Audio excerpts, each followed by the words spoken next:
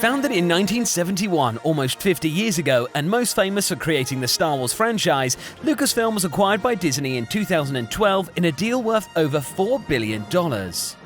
And with those sorts of numbers, it's not surprising that many have fought for a piece of that tasty Star Wars pie. Following the release of Return of the Jedi in 1983, there have been a huge number of cases where Lucasfilm have taken to the courts over various copyright and trademark infringement claims. From real lightsabers to pornographic parodies, today we take a look at the top 5 cases where Lucasfilm sued over Star Wars.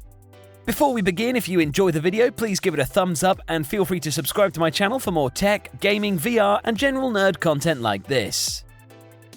So let's start off with number 1. Droids. The term droid, short for android, taken from the Greek word androides to mean man-like, should conjure no other image for any true Star Wars fan than this lovable duo, along with many other iconic characters from the Star Wars universe. However, in October of 2009, Motorola and Verizon Wireless launched a range of phones with the series name Droid. Much to their dismay, Lucasfilm had applied to register the word droid as their own trademark a year earlier, which was subsequently granted in May of 2009, just a few months before the release of the new phones. Verizon and Motorola had to pay an undisclosed sum to continue using the Droid name under license up until the last in the Droid range was released in 2016. If you're outside the US and wondering why you never heard about these phones, the Droid was launched across Europe as the Motorola Milestone. Number 2. Dr. Dre. Yes, you heard right, Lucasfilm actually took Dr. Dre to court for copyright infringement of what's known as the THX Deep Note. While you may not be familiar with the term, you will almost certainly recognize the sound of it, which was composed by Andy Mora and was the first sound ever to be trademarked.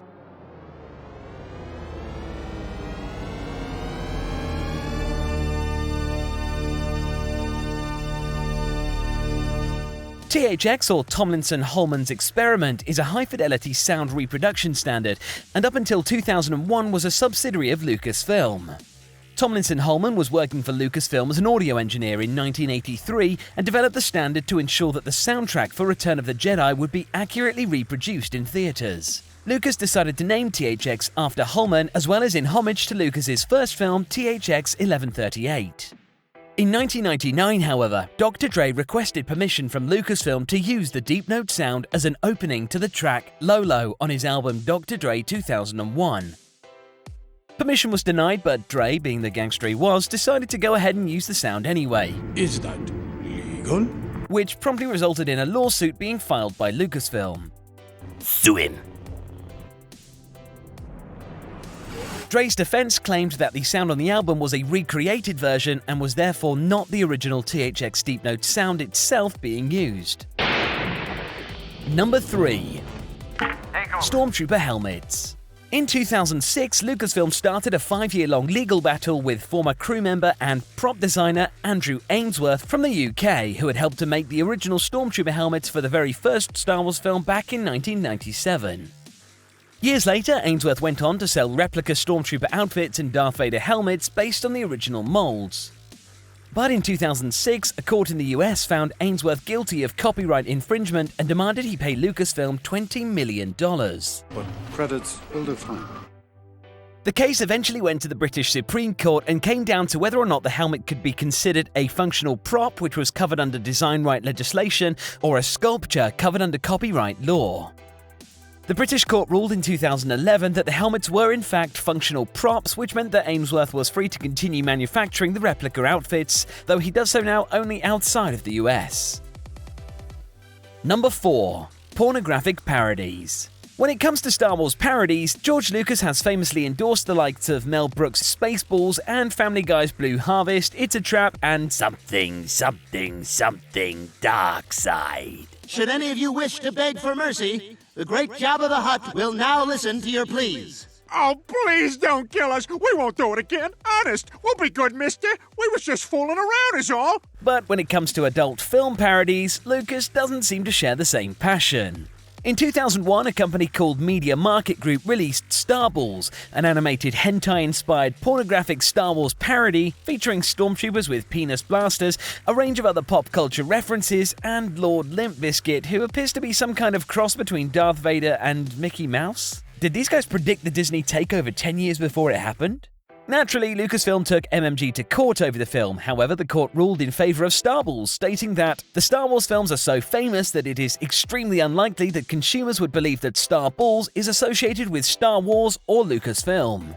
Since then, there have been a number of Star Wars-themed adult film parodies made, including Star Wars XXX, a porn parody, which is thought to be one of the most expensive adult movies ever made, and is protected under fair use and free speech law as it is clearly a parody, as the film's title suggests. Number 5. Lightsabers. The weapon of a Jedi Knight. If you didn't spend your childhood swinging a plastic lightsaber around the house, can you even call yourself a Star Wars fan? Aside from the officially licensed lightsaber toys, since the 80s, the toy market has been flooded with light blades, laser swords, and the like. However, it was a Hong Kong-based company called Wicked Lasers that caught the attention of Lucasfilm lawyers in 2010. Lucasfilm felt that the Spider Pro Arctic laser mimicked their own lightsaber designs and attempted to sue Wicked Lasers for copyright infringement, promptly issuing a cease and desist letter. Wicked Lasers responded in a rather gutsy fashion by stating that their product was actually real, while the Star Wars lightsaber is imaginary. Seriously though, these things can be seen from space. In the end, however, Wicked Lasers agreed to change the look of its handle slightly and to put additional safety features on the laser and a disclaimer on the website to state that the product is not a lightsaber toy. Although, judging from the product's current ad, it's pretty clear this is exactly how it's being marketed. In addition to the top 5 cases, honorable mentions include President Reagan's Star Wars defense program in 1985, whereby Lucasfilm actually tried to sue the US government for using the term Star Wars to refer to a new space missile defense program being developed. In 2014, a New York brewing company called Empire found themselves at the center of a lawsuit from Disney following its takeover of Lucasfilm. Empire had crafted a beer called Strike's Bock, Bock being the name of a traditional German lager, and of course Disney were not happy. Where are you going, Master? For a drink? Empire responded with a brilliant video in which they defend the product name, while a stormtrooper can be seen working at the brewery in the background, and music from the Cantina band plays over the top. A risky taunt, but well worth the publicity. Sorry about the mess. And finally, many Star Wars fans may recognize the fictional card game Sabacc, which through various Star Wars lore had been revealed as the game in which Lando Calrissian famously lost the Millennium Falcon to Han Solo. However, in 2015, a company called Ren Ventures began selling Sabacc as a mobile game and applied for a US trademark for the name, which was registered in 2016. Lucasfilm had never specifically trademarked the name Sabacc, instead relying on the broader Star Wars trademarks to act as an umbrella covering all of the ideas and concepts that are part of the brand. In May 2017, Disney challenged the registration, arguing that it should be cancelled because it was likely to create customer confusion, and took Ren Ventures to court for copyright infringement.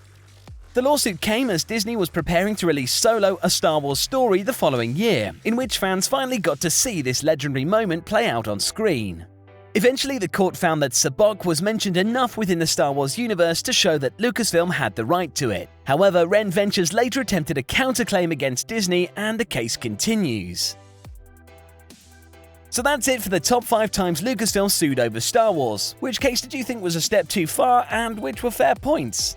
Let me know in the comments below, and be sure to subscribe to the channel and hit the notification button for more content like this. May the Force be with you. Wait, am I allowed to say that?